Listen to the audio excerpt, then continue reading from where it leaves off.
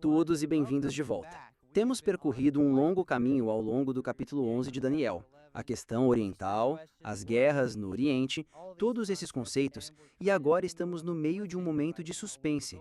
Estávamos analisando algumas das objeções que as pessoas levantam sobre esse assunto e examinando-as para ver se elas têm algum fundamento. A propósito, meu nome é Jacob Downs, sou escritor e assistente de pesquisa da Amazing Discoveries. E ao meu lado está Wendy Gudamich. Ela é nossa presidente. Olá, Jacob. E ao seu lado, Mackenzie Drabbett, o vice-presidente. Sim, eu estou muito animado. Vamos continuar analisando essas objeções. Eu achei que conseguiríamos avançar mais no último vídeo, mas há tanta coisa envolvida nesse assunto. E por fim, temos Tabea Drabbett, a gerente assistente de operações. Olá, é bom estar de volta e estou muito animada para passar pela próxima série de objeções. Amém. Então paramos, analisamos as 3 primeiras objeções e, se você ainda não assistiu, precisa voltar e rever porque alguns dos pontos abordados foram realmente essenciais e importantes. E vamos continuar com elas agora. Agora, antes de começarmos, eu gostaria de fazer uma breve oração e, em seguida, passaremos diretamente ao estudo.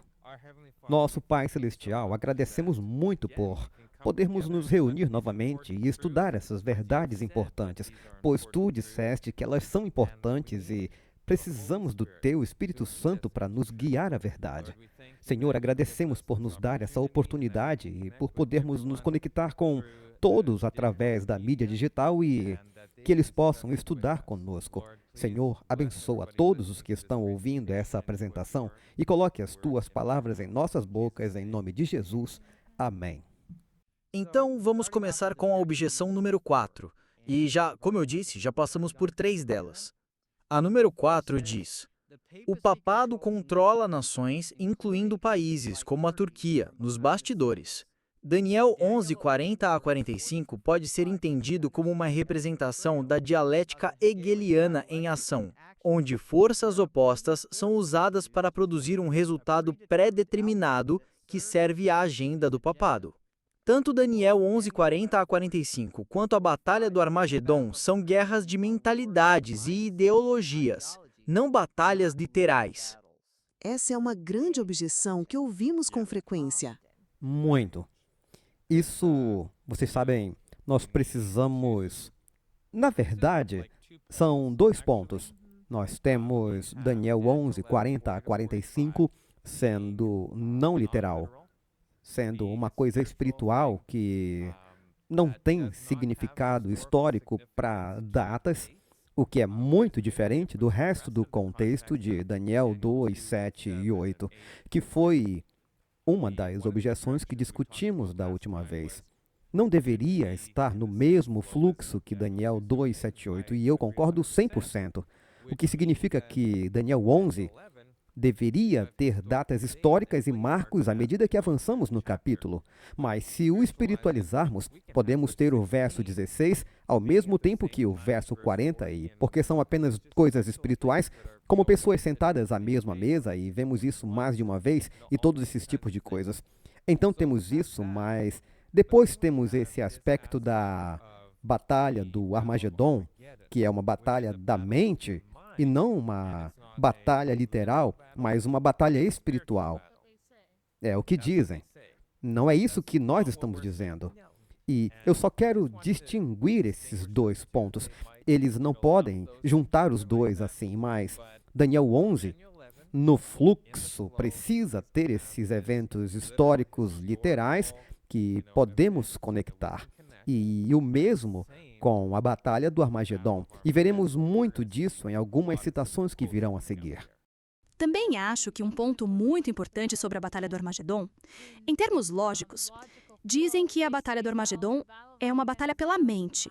Mas a Batalha do Armagedon ocorre na 6ª praga, e isso é depois do fim do tempo da graça. Então, pela mente de quem essa batalha está sendo travada? A essa altura, não há mais tomada de decisão. Então, isso por si só nega essa ideia. É verdade. E lemos no Espírito da Profecia, isto é, no Espírito da Profecia Adventista, uma citação realmente interessante que ela faz. Ela diz: as nações do mundo estão ansiosas por conflitos, mas são mantidas sob controle pelos anjos. quando esse poder restritivo for removido, virá um tempo de tribulação e angústia. Serão inventados instrumentos mortais de guerra. Jacob, isso são armas espirituais mortais?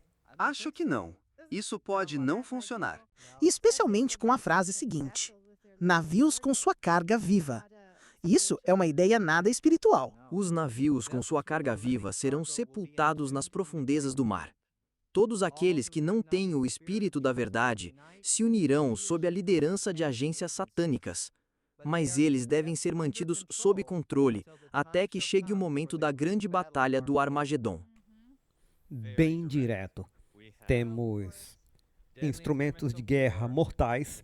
As nações estão ansiosas por conflitos e eu tenho certeza de que a maioria das nações não está ansiosa por um conflito espiritual doutrinário. Esse é um conflito literal, com pessoas morrendo. E isso está sendo mantido sob controle até a hora da grande batalha do Armagedon. E se você quiser espiritualizar isso, é a única coisa espiritual em toda essa citação. Mas se você fizesse isso, estaria completamente fora de contexto. Em outra citação, retirada do volume 6, página 14, das Testemunhos para a Igreja, ela diz: estamos à beira de eventos grandiosos e solenes. As profecias estão se cumprindo. Uma história estranha e cheia de acontecimentos foi registrada nos livros do céu. Tudo em nosso mundo está em agitação. Há guerras e rumores de guerras. As nações estão iradas e chegou o tempo dos mortos serem julgados. Os eventos estão mudando para trazer o dia de Deus, que se aproxima rapidamente. Resta apenas um momento, por assim dizer. Mas embora já haja nação se levantando contra nação e reino contra reino, ainda não há um confronto geral. Eu só quero interromper você por um segundo sobre esse envolvimento geral. Estamos falando de um envolvimento mundial porque, sim, há batalhas aqui, há batalhas ali, mas de modo geral, em todo o mundo, não há esse tipo de envolvimento, certo? Ou uma terceira guerra mundial. Isso, uma terceira guerra. E sobre as guerras mundiais, tivemos a Primeira Guerra Mundial, tivemos a Segunda Guerra Mundial. A Guerra Mundial é o que estamos procurando. Mas também estamos procurando outras coisas que estejam ocorrendo ao mesmo tempo, para que essa guerra seja aquela que se diga, sim, é essa mesmo. E mesmo que essas guerras mundiais não tenham sido um conflito geral da mesma forma que a Bíblia diz. Correto. Estamos à espera que ocorra um evento muito específico que ficará marcado na história. E também temos que lembrar que muitas das coisas que aconteceram no passado têm como objetivo nos despertar. Portanto, o Senhor permite que guerras mundiais ou outros desastres ocorram para que possamos entender que isso é o que está prestes a acontecer em todo o mundo. Isso é o que vai acontecer quando a porta da graça se fechar. Então, o Senhor está tentando nos despertar e dizer que isso é um sinal dos 4 ventos e que devemos aproveitar essa oportunidade para realmente despertar. Amém. Continuando com esta citação, ela diz: por enquanto, os 4 ventos estão detidos até que os servos de Deus sejam selados em suas pestas. Então, os poderes da terra reunirão suas forças para a última grande batalha. Bem, isso quer dizer, agora temos as guerras literais. Então temos os 4 ventos conectados ao engajamento geral, literal. Então, guerra mundial. Os 4 ventos sobre os quais falamos em um estudo anterior, o vento é um símbolo de guerra. E os 4 ventos de todas as 4 direções são uma guerra global. E isso é mantido até que os servos de Deus sejam selados. E eu quero apenas salientar algo aqui.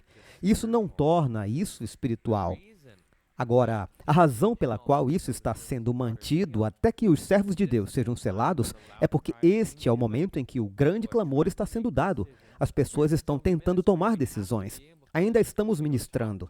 Temos que ser capazes de conversar com as pessoas e nos movimentar e tudo mais. E Ellen White diz que Deus vai segurar para que o povo de Deus não seja impedido a ponto de não poder ministrar.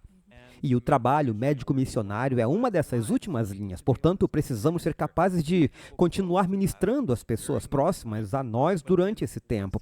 Mas então, quando não houver mais ninguém para ministrar e estivermos apenas em nossa propriedade, então ele vai soltar e todas as pessoas que não decidiram se juntar vão se envolver nessa guerra mundial e ver a destruição que está por vir.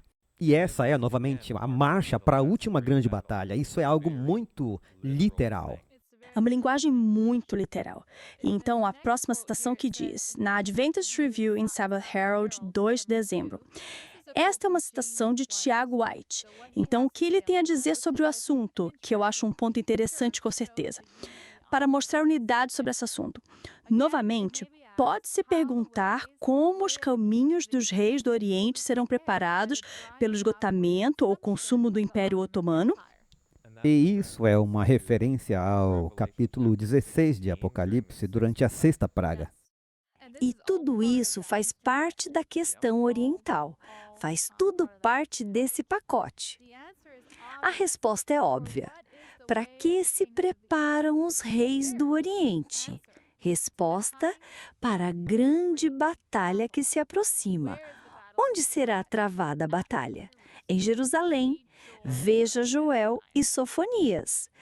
Como acreditamos que eles farão sobre a sexta praga, aquele rio simbólico ficará completamente seco.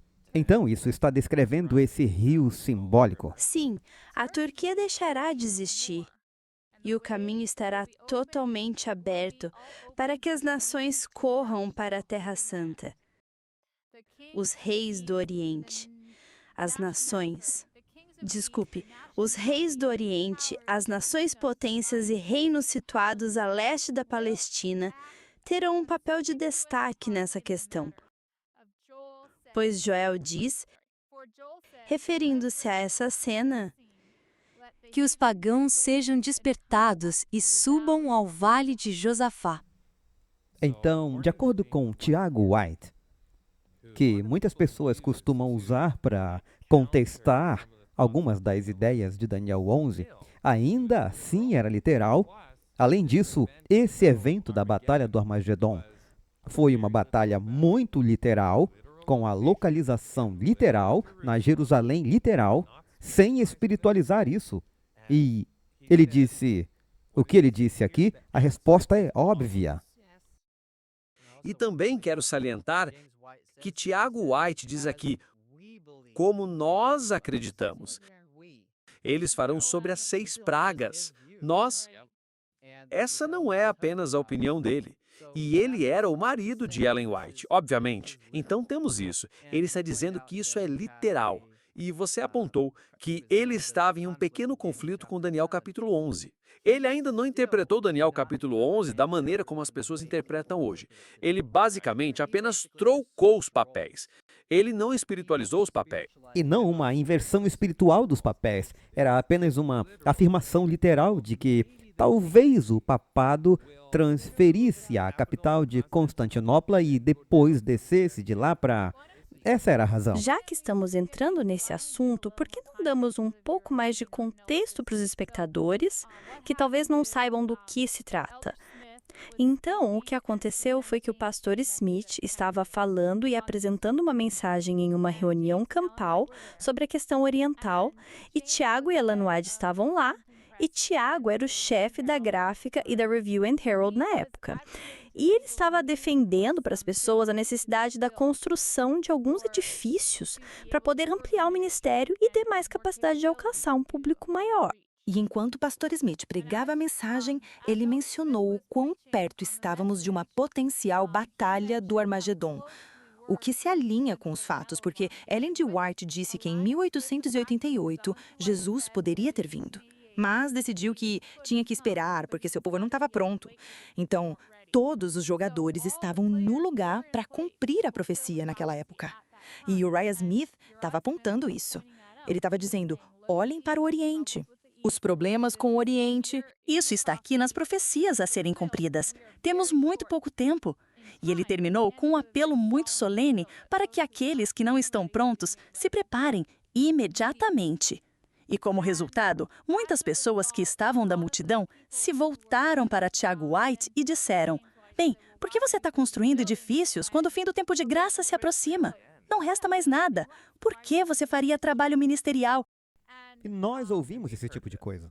Se vocês acham que está tão perto, então por que se envolverem em um negócio diferente, projetos e coisas desse tipo? E não vá para o campo porque já é tarde demais. Todo esse tipo de coisa. Certo. Então, Tiago decidiu falar em sua vez naquele acampamento contra o que Uriah Smith havia exposto e apresentou uma visão oposta. Talvez o poder em Daniel 11, no fim, não fosse a Turquia, mas sim o papado. Um papado literal que iria a Jerusalém e faria todos os mesmos passos, mas seria o papado fazendo isso em vez da Turquia. E todos ficaram confusos depois disso. E a razão pela qual ele fez isso é que isso daria às pessoas mais tempo. Porque naquele momento eles tinham visto a Turquia se movimentando e estavam se perguntando, seria este o último evento? Mas o papado não estava fazendo nada, então... Talvez, se fosse o papado, ainda haveria tempo, já que eles estavam parados à margem. Porque ele estava... Foi o que os filhos dele escreveram. Ele estava preocupado com os fundos. Foi o que o filho disse. O filho se aproximou dele e perguntou: Pai, por que o senhor está se opondo às visões em Daniel e Apocalipse de Smith, com as quais todos nós concordamos? E ele respondeu: Eu estava preocupado com os fundos, que os fundos não viriam. Então, ele criou uma visão oposta para conter o potencial fanatismo da ideia de que Jesus estava vindo tão rápido que não haveria mais tempo para trabalhar e, portanto, a obra ficaria prejudicada. E nessa citação, só acrescentando, o filho dele disse que Tiago lançou sua interpretação não porque realmente acreditava nela. Não foi baseada em estudo, mas em medo. Correto. E nunca mais Tiago White voltou a comentar sobre esse assunto. Nunca mais disse: talvez seja assim, e aqui está meu raciocínio. Ele nunca deu um único versículo bíblico. Nunca apresentou uma refutação ao outro lado, que era a visão da Turquia e que havia sido unanimemente aceita até então. Nunca fez uma exposição para mostrar se suas crenças estavam ou não sólidas na Bíblia. Foi um incidente isolado. Ele nunca completou de fato seu trabalho sobre o assunto. Mencionou por escrito, mas nunca completou a segunda parte onde deveria apresentar suas ideias. Certo. E ele nunca fez isso. Agora, Ellen White estava na plateia naquele dia e teve algumas palavras de Deus para Tiago White, que o repreendiam por ter causado contenda publicamente. Ele ficou desanimado com isso e toda a sua arrecadação de fundos fracassou. E como resultado, ele ficou desencorajado. E o levantamento de fundos para os edifícios que ele estava tentando construir desmoronou e ele não conseguiu o financiamento. O Senhor não se agradou do que ele fez.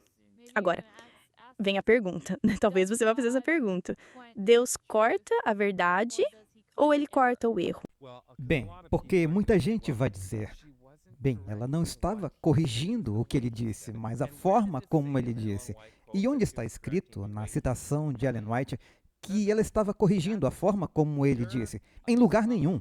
Isso é pura suposição, totalmente inventada para defender uma ideia antibíblica e forçando Ellen White a algo que ela nunca fez.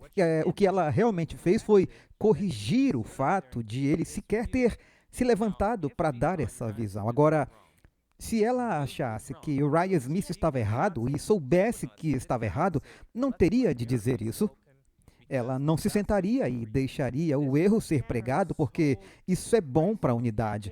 É um absurdo que as pessoas até digam que a profetisa deixaria o erro ser proclamado em nome da unidade. Isso é horrível. Isso vai totalmente contra a Bíblia, contra a reforma, contra tudo que Ellen White já diz em qualquer outro assunto. Paz, se possível, mas a verdade a todo custo. Esse era o lema da reforma. E Ellen White repetiu isso em seus escritos. E disse: você vai ficar de braços cruzados quando vê essas coisas acontecendo e clamar por paz quando você deveria ser um sentinela? É a mesma situação. E lembrem-se, Ellen White nunca repreendeu Urias Smith por sua interpretação. Ela só repreendeu Tiago White. Portanto, Ellen White o não ensinou ecumenismo. Foi ele que sacrificou esse princípio.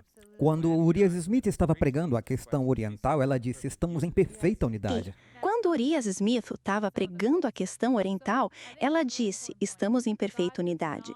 Então, penso que este é um ponto muito importante. Deus não corta alguém que vai causar desunião quando essa pessoa está falando a verdade, só para permitir que o outro, que não está falando a verdade, se mantenha em nome da unidade. Esse não é um princípio correto. Com certeza. E, novamente, para chegarmos à Batalha do Armagedon, apenas seguindo o que Tiago White estava dizendo, nós teríamos que removê-la totalmente de Apocalipse 16. Porque, se é uma questão de mentalidade, não pode estar ali. Então, por algum motivo, Deus colocou a Batalha do Armagedon quando já não há mais tempo de graça. Não existem mentes sendo transformadas, e ainda assim é colocada como uma batalha da mente. Simplesmente não é congruente com as Escrituras. E outros pioneiros também apoiaram essa visão de Percy Magan. Aqui está uma citação dele na Review and Herald de 1909. Por mais de meio século, o povo adventista do sétimo dia tem sustentado que as Escrituras ensinam claramente que nos últimos dias o Império Otomano na Europa chegará ao fim e que em seguida haverá uma guerra mundial, um tempo de angústia qual nunca houve desde que existiu nação até aquele tempo. E temos ainda declarado que, de acordo com a palavra de Deus, esta guerra universal terminaria na Batalha do Armagedon, o fim do mundo e a vinda de nosso Senhor e Salvador Jesus Cristo. Então, novamente, aqui temos um tempo de angústia muito literal, um Armagedon muito literal, nada espiritual. Eu quero destrinchar isso aqui, porque há muita coisa nessa citação. Ela diz por mais de meio século. Qual outra maneira de dizer meio século? 50 anos. E Ellen White disse que, se espiritualizarmos, estaremos afirmando que os ensinos dos últimos 50 anos foram um erro. E quem sustentou isso por meio século? Então, os adventistas por 50 anos, também conhecidos como o fundamento, os originais, eles sustentaram que as Escrituras ensinam claramente que os últimos dias do Império Otomano e da Europa chegariam ao fim, que haveria uma guerra mundial, um tempo de angústia e que isso culminaria na Guerra Universal, terminando na Batalha do Armagedon. Portanto, isso era unânime em todo o Adventismo. Isso era o que ensinávamos. Você não vai encontrar outra coisa sobre a Batalha do Armagedon. Isso era o que o povo acreditava. E essa é a verdade que realmente importa. Bem, e ele diz nessa citação, Percy Magan diz, que as Escrituras ensinam claramente, não de forma mística, não espiritual, não indefinida. Ensinam claramente. Isso foi ensinado de forma clara. Corretíssimo. E.T. Jones também tinha algo a dizer sobre esse assunto. Em resposta a essa questão, há uma coisa que é certamente clara. Então, novamente, era claro para eles. E é que o Espírito de Deus está dizendo aos homens e ao mundo, era o Espírito de Deus, não Satanás, que as últimas pragas, a preparação do caminho dos reis do Oriente e a reunião desses reis para a guerra mundial e para a batalha mundial do Armagedon são um significado final e a única culminação da questão oriental. Então, é aí que tudo culmina. É onde tudo vai terminar. E isso é algo aterrorizante para eles, porque para aqueles que acreditam que Daniel 11 é espiritual, porque é por isso que eles não querem considerar o pensamento da questão oriental, porque a única culminação e a única conclusão é que o Armagedon é literal. Vai haver uma guerra mundial literal, que a Turquia está envolvida, tudo isso. E os reis do Oriente é um pacote completo. É como aquelas pessoas que conhecem que os adventistas acreditam, e eles conhecem a mensagem de saúde e sabem o que você pensa sobre a mensagem de saúde, mas não querem te perguntar a opinião porque já sabem a resposta. Exatamente. Eles não querem ouvir. Esse é o problema. E daí eles dizem, nós nem vamos nos aprofundar nesse assunto. A questão oriental é uma distração e por aí vai. E é por isso que muitos não querem sequer considerar o pensamento da questão oriental. Porque eles percebem que, se você vai daqui até ali, é um pacote completo. A Turquia está envolvida, há uma guerra mundial, o Armagedon é literal, e então você chega a Daniel 11 e a sequência é diferente, e Apocalipse 9 está conectado, e Apocalipse 16 também, e todas essas coisas se unem. Então eles não querem nem se aproximar desse pensamento, porque eles sabem o resultado final. Quer dizer, aqui ele está dizendo que a única culminação da questão oriental é essa. E realmente, não permite que você tenha ideias particulares. Você tem que aceitar o todo. E você percebe que tudo está conectado. Não é que você tenha que aceitar porque é obrigado, mas porque você vê que tudo se conecta e se fortalece, e há mais e mais nas Escrituras. Como vimos nos primeiros 3 estudos, nós percorremos toda a Bíblia e encontramos as mensagens ali. Então a realidade é que isso é um desafio para pessoas que têm teorias próprias e não querem abrir mão delas. Elas precisam rejeitar tudo. Se a questão oriental é verdadeira, então todos os outros componentes também são. Absolutamente. É por isso que precisam dizer que é uma distração e levantar essas objeções para tentar afastar as pessoas do tema. Quero levantar outro ponto interessante.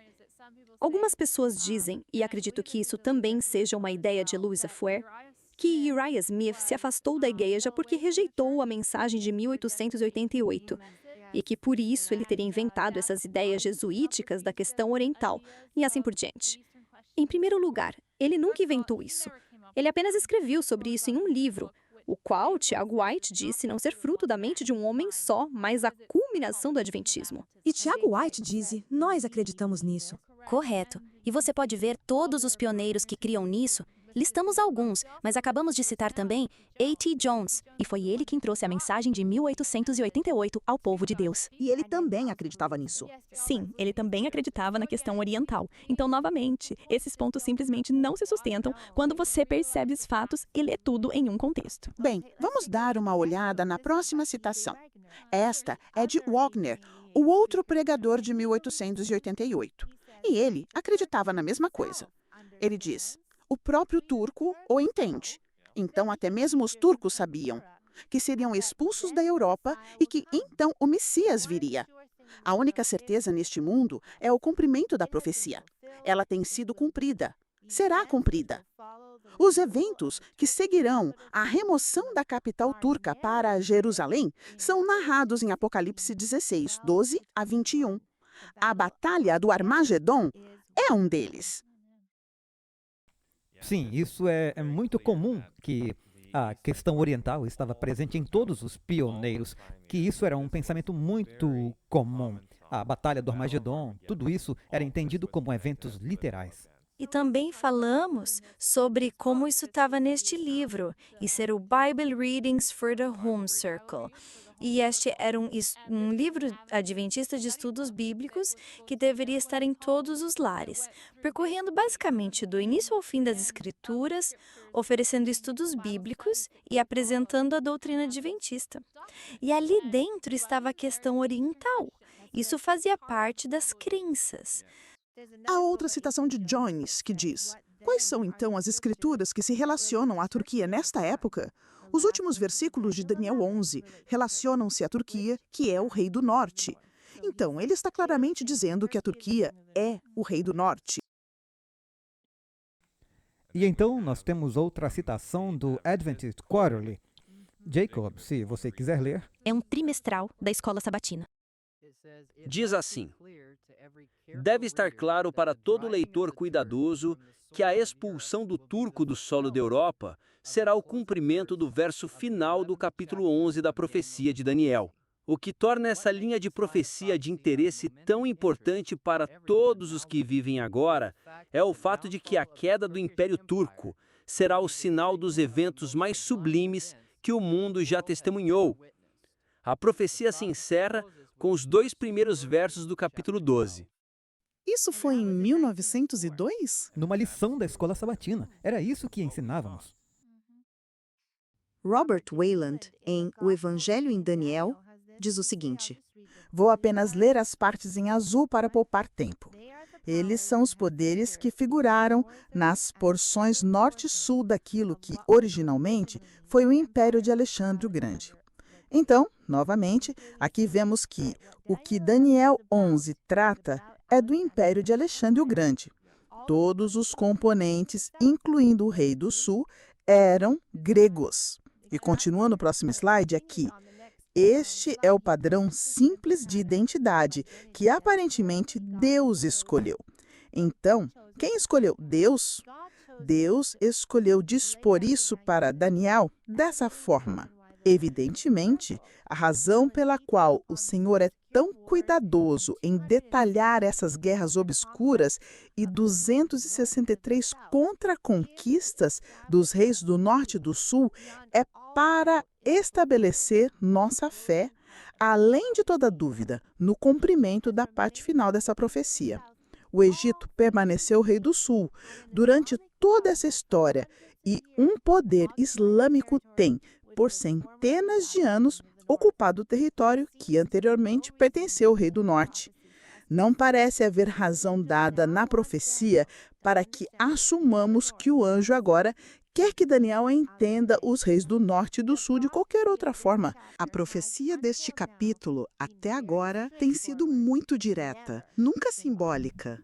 Seria tão estranho passarmos por Daniel 11, começando com a Pérsia e depois com a Grécia, e tudo ser literal até então, e de repente, o resto é espiritual. Sim, nunca foi simbólico, nunca usa linguagem simbólica. Eu também quero destacar aqui onde ele diz: por que há tantos detalhes? E se algum de nossos ouvintes não percorreu todo o capítulo 11 de Daniel, recomendo que o façam. Você pode usar Daniel e Apocalipse de Uriah Smith como guia, percorrer e aprender a história que cumpriu cada um daqueles pontos. E você encontrará o detalhe mais impressionante de qualquer profecia na Bíblia, o de Daniel 11. E ele diz aqui: por que há tantos detalhes? Bem, é porque precisamos estabelecer nossa fé, além de toda dúvida, no cumprimento da parte final da profecia. Então, tudo isso é dado para que não tenhamos dúvida de que terminará exatamente da forma como está escrito. Porque até ali se cumpriu cada um dos pontos. Muito bom. Então, gostaria de voltar à objeção número 4 e cobrir um pouco mais sobre essa dialética hegeliana. O papado, dizem eles, controla as nações, incluindo países como a Turquia nos bastidores. Daniel 11 pode ser entendido como um retrato da dialética hegeliana em ação, onde forças opostas são usadas para produzir um resultado pré-determinado que serve à agenda do papado.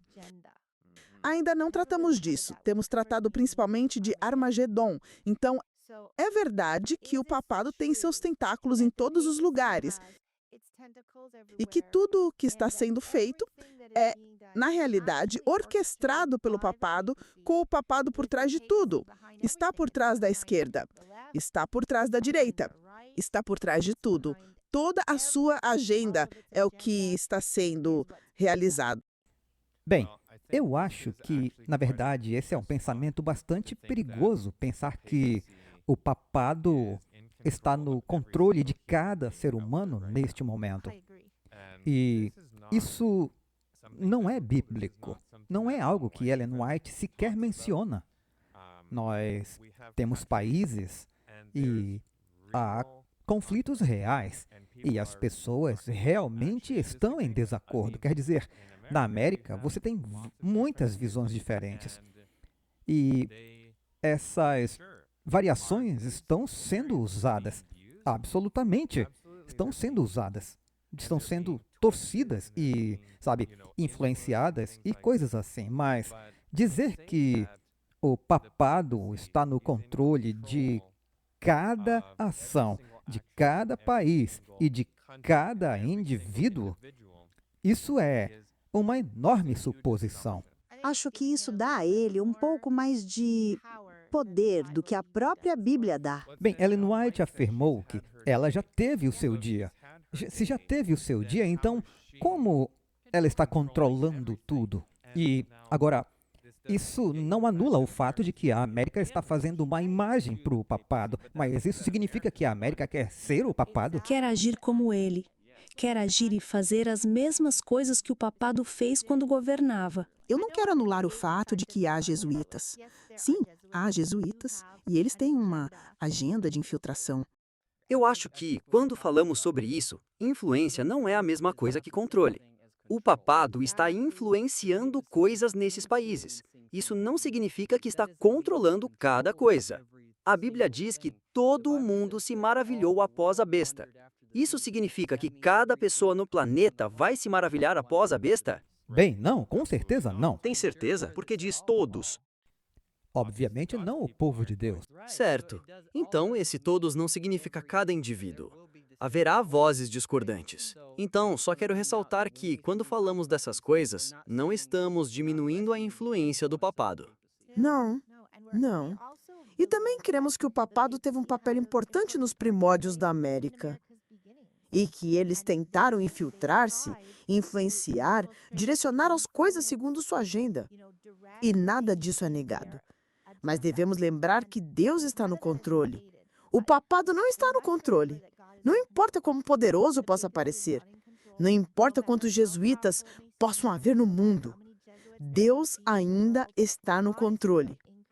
E cada pessoa ainda tem sua própria capacidade de decidir, inclusive líderes. Mas, mesmo assim, se estamos falando dessa dialética hegeliana controlando todas as nações, então, como é que o que Ellen White disse em O Grande Conflito 334 sobre o Império Otomano, não o papado, como que se encaixa nisso?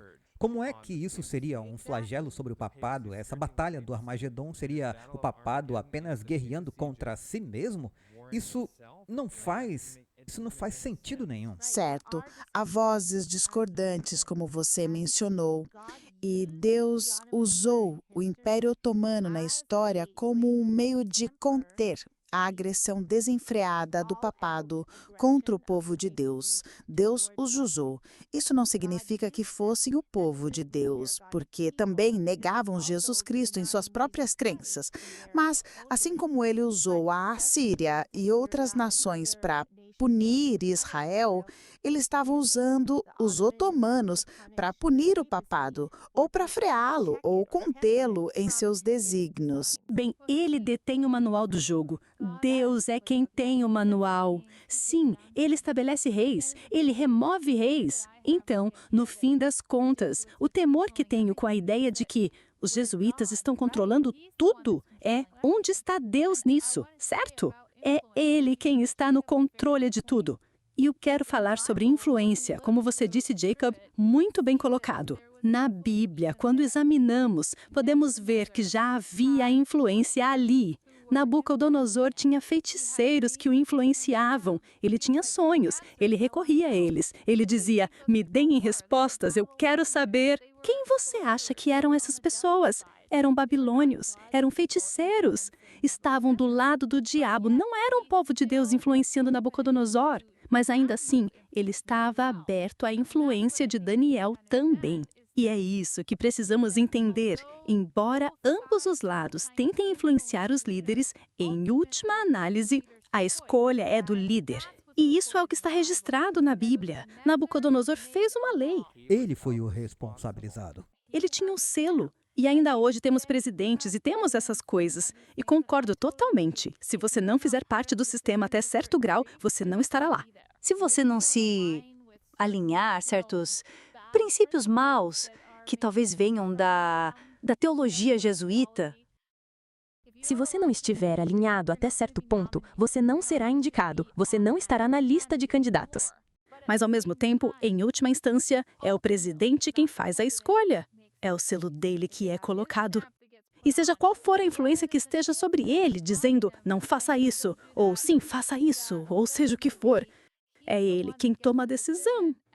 E mesmo que perca a vida ao tentar escolher o certo, ele será responsável por sua escolha. Era a posição dele. Agora, eu realmente gosto dessa quinta objeção, porque ela faz quase o inverso e começa assim.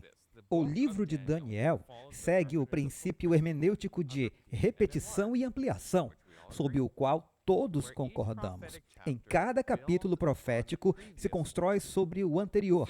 Já que a Turquia não é mencionada nem representada nos capítulos proféticos de Daniel 2, 7 ou 8, é lógico que também não apareceria de repente em Daniel 11. Então, aqui está a questão. Se estamos seguindo Daniel 2, 7 e 8 e cremos que isso constitui a história completa, onde está o papel da América em Daniel 2, 7 e 8? Segundo a maioria, não está lá. Então, isso significa que a América não tem participação? Bem, a maioria das pessoas que até afirmam isso ainda concorda que a besta com 2 chifres semelhantes a cordeiro é a América, e esse é o reino que está governando agora. Mas eles podem não ver isso em Daniel 2, 7 e 8. Mas também nós não vemos Babilônia no capítulo 8. É verdade, já passou. Então, vocês sabem, muitos não verão a América ou qualquer outra coisa no capítulo 8. Mas também, em Daniel 2, 7 e 8, ele dá a profecia e os símbolos, e então dá a interpretação em termos literais, certo? Agora, com Daniel 11, é exatamente da mesma forma. A única diferença é que não está no mesmo capítulo. Agora, isso não é um problema, porque os capítulos não estavam lá no texto original. Então, nós temos os símbolos dados em Daniel 8.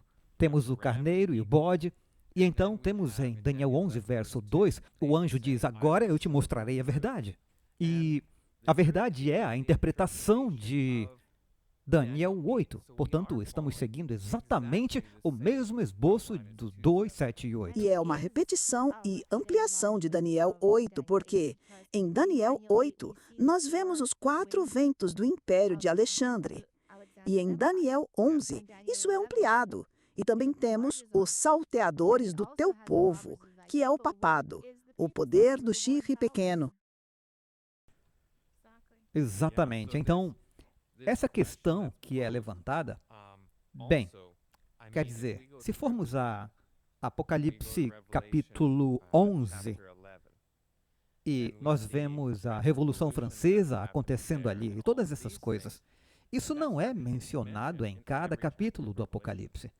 E, portanto, nós podemos ter agentes que afetam certos aspectos da linha do tempo da história e que não são mencionados em outros. E isso não é um problema. Bem, a França não estava naquela estátua em Daniel 2. Exatamente. Nem no 7 ou 8. Portanto, temos muitas nuances diferentes aqui. E simplesmente tentar forçar porque não vemos algo em 2 ou em 7 que agora não pode jamais entrar, sabe? É simplificar o ponto a tal ponto que está incorreto. Não podemos simplificar a tal ponto que não esteja mais tentando cumprir o que foi destinado a cumprir. Há repetição e ampliação na Bíblia, mas não podemos agora torcer isso para dizer algo que não significa. Ponto número 6, temos Daniel 11:40. Eventos após a cruz, até o versículo 45, tratam de acontecimentos que ocorrem depois da cruz. Por causa disso, esses versos devem ser entendidos num sentido espiritual em vez de puramente literal. A partir da cruz, o foco da interpretação profética muda do literal para o espiritual. Esse é também um ponto de Lewis F. Weary nos seus livros. E isso é algo que ouvimos o tempo todo. Já ouvi tantas pessoas dizerem isso. Mas isso realmente não faz nenhum sentido, porque o que aconteceu logo depois que Jesus foi para o céu? 30 anos depois, temos a destruição de Jerusalém no ano 70 depois de Cristo. Isso foi literal ou espiritual? Era a Jerusalém literal. Ela realmente foi destruída A ou não? Jerusalém literal. Então, a própria profecia de Cristo teria sido um erro se levarmos essa teoria até o fim. Uma coisa interessante sobre isso é que existe um muro das lamentações em Jerusalém, onde as pessoas vão e oram, e dizem que são os remanescentes do Templo de Salomão. Mas, na realidade, não é. Era a muralha de uma guarnição romana, porque a predição de Jesus foi cumprida. Exatamente. Não foi deixada pedra sobre pedra. E quanto aos outros exemplos que temos aqui na tela, o terremoto de Lisboa, o de escuro, a chuva de estrelas, foram literais ou foram apenas eventos espirituais? Eles foram eventos literais, profetizados. E o mesmo com a profecia de 1844, de que Jesus entrou no lugar santíssimo. Acho realmente perigoso começar a dizer que isso é uma profecia espiritual, porque não foi. Ele literalmente entrou. Nós, como crentes adventistas do sétimo dia, cremos pela fé que há, como a Bíblia nos diz, um santuário literal no céu literal. E o nosso aqui era apenas um tipo. E então cremos que Cristo se moveu do Santo para o Santíssimo em 1844. Portanto, dizer, bem, isso foi uma predição que aconteceu depois da cruz e é um movimento espiritual, é completamente incorreto. E só porque tem a ver com o santuário, dizer que é espiritual, novamente, você está quebrando toda a doutrina que está conectada a todas essas coisas em Daniel 8, com os 2.300 dias. Você está quebrando tudo isso porque está espiritualizando todas as coisas que estão literalmente acontecendo. O literal dia da expiação, no qual Jesus está literalmente ministrando, e você está tornando sem importância. Certo. Quando você realmente segue essa linha de pensamento até o fim, você então pode espiritualizar inclusive a segunda vinda de Cristo. Exatamente. E também quando você olha para Daniel capítulo 11, que é como eles tentam, eles usam esse princípio para ler em Daniel 11 o que não está lá. Se você ler o versículo 22 de Daniel 11, ele diz: "E com os braços de uma inundação serão eles varridos de diante dele, e serão quebrantados." Sim, também o príncipe da aliança. Agora, isso está falando sobre Roma pagã e o príncipe da aliança ali é Jesus. Então, este verso 22 é a cruz, que é o que eles dizem. Então, tudo depois disso deveríamos esperar, de acordo com eles, que fosse espiritual. Mas, ao continuar lendo, olhamos para os versos e não é espiritual. E todos concordam com isso. Eles ainda dizem, não, bem, isso ainda é história, isso é histórico, todas essas coisas. Então, na verdade, estão quebrando as próprias regras. Muito bem observado. Sim, quando falamos sobre o tempo da Idade das Trevas aqui em Daniel 11, isso é literal. Pessoas estavam literalmente morrendo e literalmente sendo perseguidas. Isso não é algo espiritual.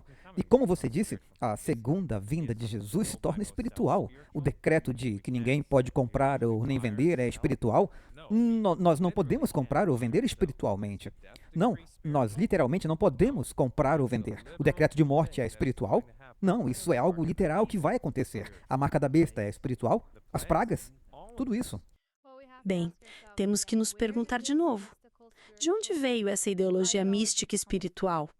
E ela veio da Babilônia. Realmente veio das igrejas caídas. E é aí que vemos o problema, porque a ideia de que Cristo vem espiritualmente em nossos corações era uma ideia que eles tinham naquela época, antes de 1844, quando Miller pregava que Jesus estava vindo em pessoa, literalmente vindo. Isso era um conceito completamente novo. Todos acreditavam que ele viria em seus corações. E essa ideia espiritualista pode levar você a esse ponto, porque é ideologia babilônica e leva você de volta à Babilônia, de volta ao lugar onde eles estavam e do qual precisavam sair.